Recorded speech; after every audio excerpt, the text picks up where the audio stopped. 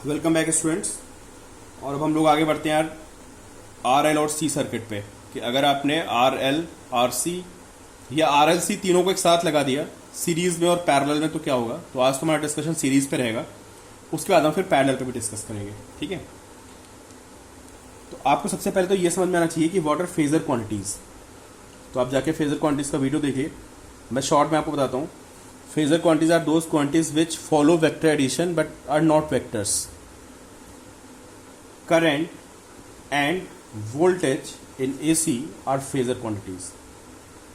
ठीक है, कैसे फेजर क्वांटिटीज हो गई, ये आपने सिंपल ट्रिग्नोमेट्री में पढ़ा हुआ है कि A1 साइन ओमेगा टी को और अगर मैं A2 sign omega T plus theta को ऐड करता हूं तो जो रिजल्टेंट वेव बनती है, जो रिजल्टेंट आता है वो होता है A1 square plus A2 square plus 2A1A2 cos theta और sine omega T plus delta ऐसे आता है।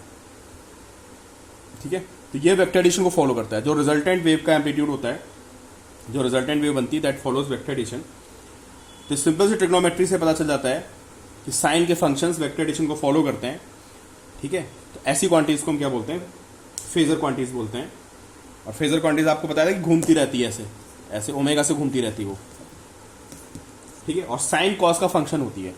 जो फेजर क्वांटिटीज होती है they are function of sine and cos और वेक्टर एडिशन को फॉलो करते हैं। तो ये बातें आपको पता होनी चाहिए, इन्हीं का यूज होगा यहाँ पे। ठीक है, और पिछले लेक्चर भी आपको देखे होने चाहिए। तो मैं शुरुआत करता हूँ RL सर्किट के साथ। RL सर्किट, RC शुरू करते हैं पहले। RC circuit. ठीक है, इन AC this is R and this is C and this is E is equal to, ये हमारा ये मैं सोच रहा हूँ, ये मैं सोच देता हूँ मैं E। तो अब हमें यहाँ पे क्या देखना है, हमें देखना है कि इनके क्रॉस वोल्टेज कैसे वेरी करेगा, है ना। जो हमारा मेन स्टडी है, जो हमारा ऑब्जर्वेशन होगा वो वोल्टेज पे होगा, है ना, कि वोल्टेज कैसे वेरी कर रहा है इन दोनों के क्रॉस। ठीक है, अब देखिए भाई,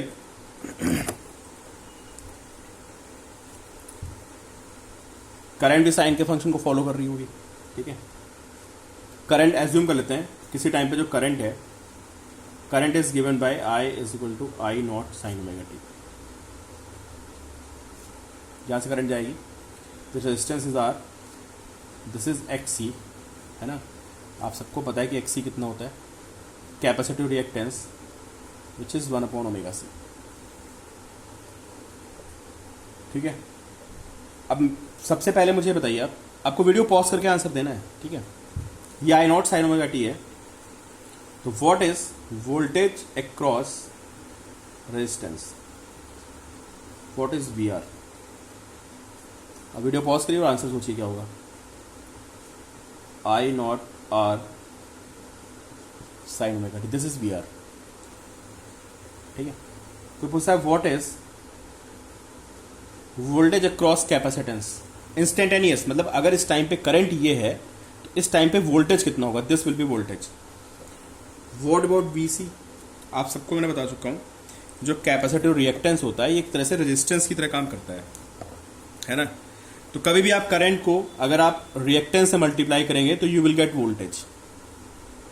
लेकिन वहां पे हमें क्या ध्यान रखना है, हमें ये ध्यान रखना है कि कैपेसिटर में, इंडक्टर में, सब में क्या होता है, वोल्टेज और करंट में एक फेज डिफरेंस होता है। ठीक है, देखो भाई, मुझे VC लिखना है, voltage across capacitor at this instant, तो मैं करंट को मल्टीप्लाई करूंगा रिएक्टेंस के साथ। करंट कितनी है, करंट है I नॉट और साइन लिखूंगा मैं ओमेगा टी लिखूंगा, फिर मैं थोड़ी जगह छोड़ दूंगा क्योंकि यहाँ फेज डिफरेंस आएगा, और दिस इज XC। अब आप सोचिए यहाँ पे क्या आएगा, आपको पता होना चाहिए कि कैपेसिटर में current leads voltage by 90 degree, या उल्टा बोले तो voltage lags current by 90 degree. तो अगर ये करंट साइन ओमेगा टी है, ये वोल्टेज इसको लैग कर रहा है तो यहाँ पे आएगा -π/2। देखो इस पे न्यूमेरिकल आता है डायरेक्टली, जो लिखा हुआ है ये बहुत इंपॉर्टेंट चीज़ मैंने आपको बताई, इस पे शायद सीधे न्यूमेरिकल आ जाता है। तो आप देखिए कि करंट से वोल्टेज कैसे लिखा जाता है कैपेसिटर के क्रॉस। तो हम इसको XC से मल्टीप्लाई करेंगे, ठीक है। ये एक तरह से रेजिस्टेंस होता है, लेकिन साथ में हमें फेज डिफरेंस का भी ध्यान रखना होगा यहाँ पे, कि हमें फेज डिफरेंस भी यहाँ पे चेंज करना है। तो दिस इज VC, ठीक है। ये VR VC दोनों साइनसॉइडल वेरी कर रहे हैं, ठीक है। अब मैं आपसे पूछ रहा हूँ कि अब मुझे बताओ, अगर मैं दोनों को ऐड कर दूँ, इन दोनों वोल्टेज को ऐड कर दूँ VR और VC को, है ना, तो बताओ क्या होगा, ठीक है। तो अब आपको पता है कि ये एक वेक्टर क्वांटिटी होगी नहीं, मतलब ट्रीट करेंगे ना, ये एम्पलीट्यूड है इसका, और ये भी क्या है, ये भी एम्पलीट्यूड है। इसको भी किसकी तरह ट्रीट करेंगे, वेक्टर की तरह ट्रीट करेंगे, है ना। देखते हैं क्या हुआ। अब मुझे किसी ने पूछा कि भाई ऐसा इन दोनों का सम बताओ, VR और VC कैसे वेरी हो रहा है, मतलब इसके क्रॉस वोल्टेज। तो मैं लिखूँगा VR प्लस VC, और मैं लिखूँगा I0R sin omega t plus I0XC sin omega t minus π/2, ठीक है। अब मुझे इसका निकालना है पीक, मतलब मुझे एम्पलीट्यूड निकालना है, दोनों का एम्पलीट्यूड। ये वोल्टेज है ना, this is peak voltage across resistance and this is peak voltage across capacitance. अब आप ढंग से समझना हो क्या रहा, देखो आप समझने की कोशिश करिए। एक लाइन बनाऊंगा मैं सबसे पहले, दिस लाइन I, ये करंट को शो कर रहा है, मैंने हॉरिजॉन्टली ड्रॉ कर दूंगा I, ठीक है। अब आपको पता होना चाहिए कि जो VR होता है, मुझे इन दोनों को ऐड करना है, समझे। तो एक काम तो वो कर सकता हूँ मैं, कौन सा, वही जो मुझे पता है, A² + B² + 2AB cos theta. Normally हम ऐसा कर सकते हैं, ठीक है, लेकिन आपकी बुक्स में ऐसा नहीं दिया होता है, बुक्स में वो प्रॉपर डायग्राम बना के करवाता है। तो मैं आपको बुक वाला हिसाब किताब बता रहा हूँ, जो आपका बोर्ड में भी चल जाएगा। वैसे आप सब समझदार हो, आपको पता है this is A1, this is A2 and here angle is यहाँ पे ओमेगा टी माइनस π/2, एंगल 90, तो आप निकाल सकते हो, ठीक है। लेकिन हमें डायग्राम बना के दिखाना है। ये वेक्टर ही तो होता है, I0R is a vector and I0XC is a vector. देखिए मैंने करंट की लाइन बनाई, ठीक है। अब आप मुझे बताओ, जो वोल्टेज अक्रॉस, अब मुझे इन दोनों को वेक्टर को ऐड करना है। जो वोल्टेज अक्रॉस रेजिस्टेंस होता है वो करंट की डायरेक्शन में होता है। ये बात अगर आपको नहीं पता तो जाके पीछे देखिए। तो मैं यहाँ पे बना दूंगा I0R,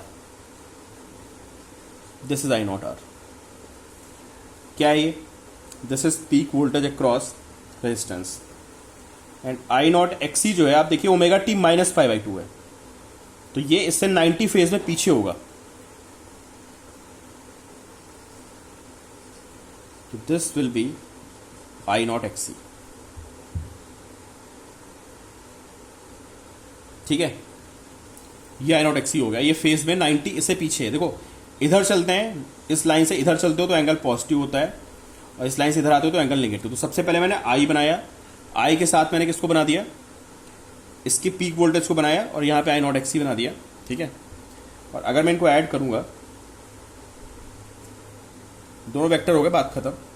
ये रिजल्टेंट आएगा, ये क्या आएगा, जो इन दोनों का एक फंक्शन बनेगा उसका पीक, ये उसका एम्पलीट्यूड आएगा, ठीक है। तो देखिए भाई मैंने क्या किया, इस डायग्राम को दोबारा बनाते हैं, ठीक है। This is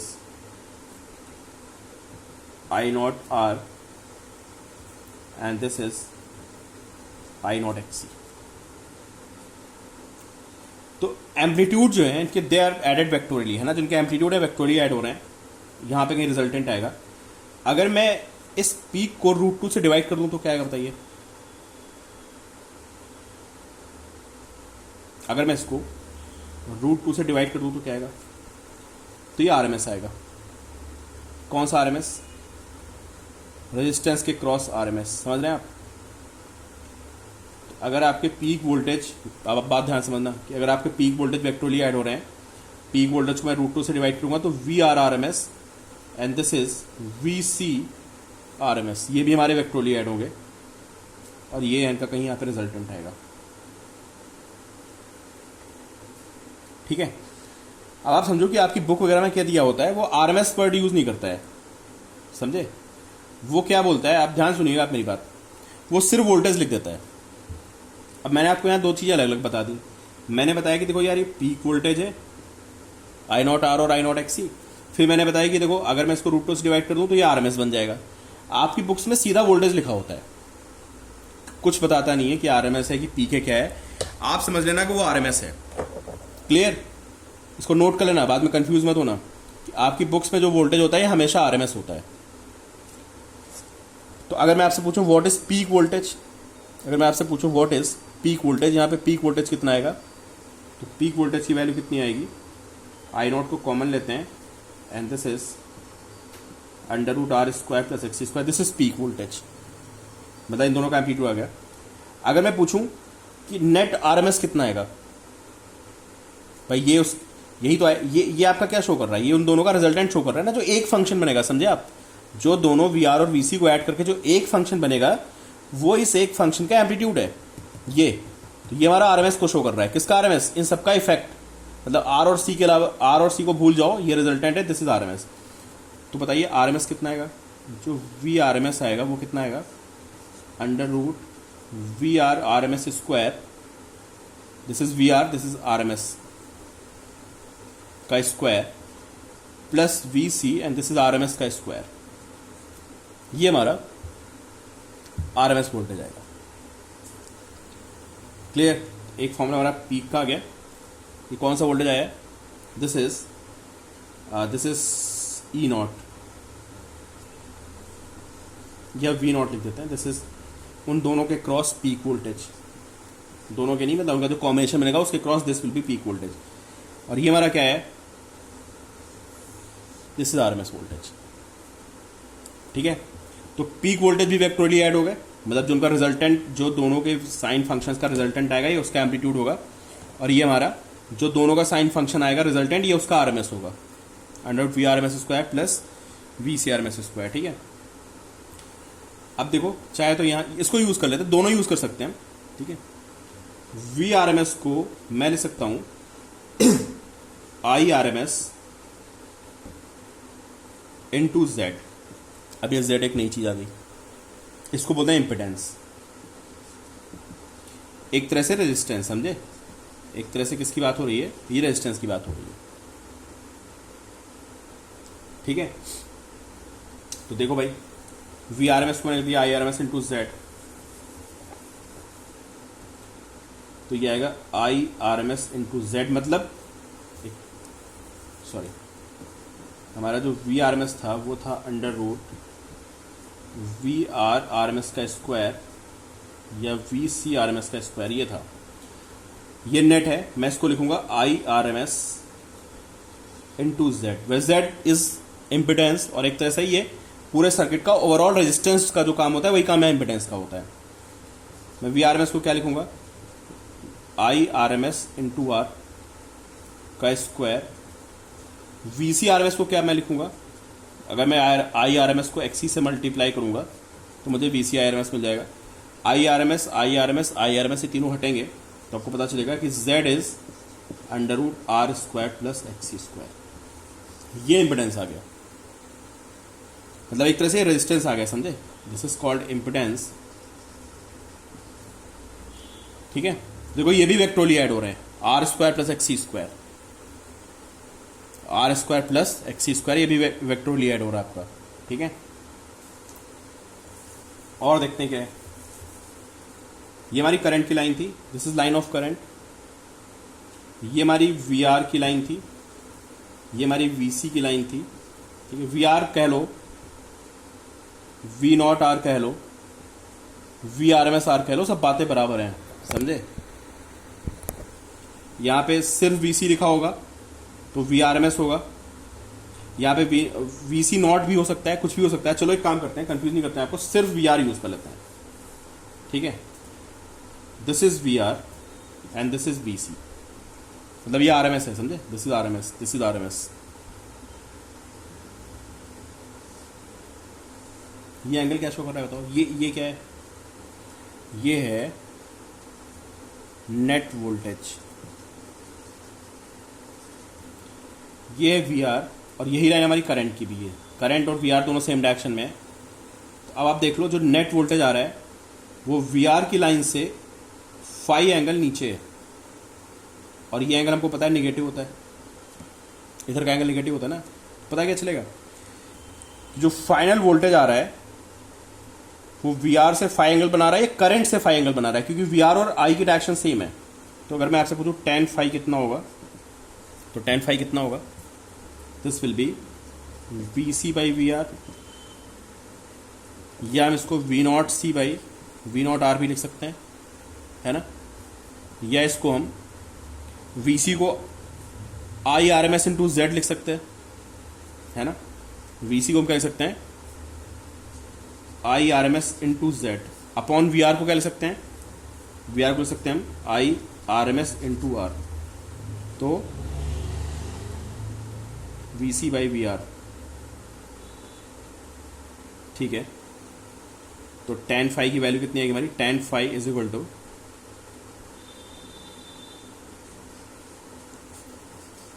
Z by R. ये बहुत सारे फॉर्मूला आ गए tan फाई के। V C by V R note करना कॉपी में, वी नॉट सी बाई मतलब आर एम एस वोल्टेज का रेशियो, पीक वोल्टेज का रेशियो, है ना। या जो जेड हमारा जो ये होगा, sorry not I R M S Z, sorry this is I R M S X C. मैं क्या कर रहा हूँ, मैं सोच तो रहा हूँ गलती हो रही कुछ, I R M S X C and this is I R M S R, this is X C by R, ठीक है। तो ये हमारे tan फाई के फॉर्मूले आ गए, where phi is phase difference, ठीक है। एक बार सारे पॉइंट्स देख लेते हैं। और कौन लैग कर रहा था भाई, फाइनली क्या हुआ, this is current and this is voltage, तो फाइनली वोल्टेज लैगिंग ही रहेगा, फाइनली जो वोल्टेज है वो लैगिंग ही रहेगा, या बोलें करंट जो है वो लीडिंग रहेगी। करंट इससे लीड कर रही है ऐसे फाई एंगल से, जो वोल्टेज है वो इसको लैग कर रहा है फाई से ऐसे, ठीक है। सारे पॉइंट्स बाद देखते हैं क्या हुआ। सबसे पहले हमने क्या लर्न किया, कौन कौन वेक्टोरली ऐड होते हैं पहले बताओ, ये सबसे जरूरी है, ठीक है। जो अगर आपको रिजल्टेंट का पीक वोल्टेज निकालना है तो वो वेक्टोरली ऐड होगा, दोनों का, समझे, बात समझिए आप। अगर आपको पीक वोल्टेज दो मतलब इनका मिला के पीक वोल्टेज समझे, जो एक फंक्शन बनेगा उसका, अगर आपको आरएमएस वोल्टेज निकालना है तो आरएमएस भी वेक्टर सम होगा दोनों के आरएमएस का, ठीक है। अगर आपको इम्पिडेंस निकालना है, इम्पिडेंस मतलब अगर इन दोनों का रिजल्टेंट निकालना है, अंडर रूट कितना आया था भाई, under root R square plus x square आया था ना, तो ये भी दोनों का वेक्टर सम होगा, समझे। तो पीक वोल्टेज भी वेक्टोरली ऐड होते हैं, आरएमएस वोल्टेज भी वेक्टोरली ऐड होते हैं, और इम्पिडेंस भी वेक्टोरली ऐड होता है,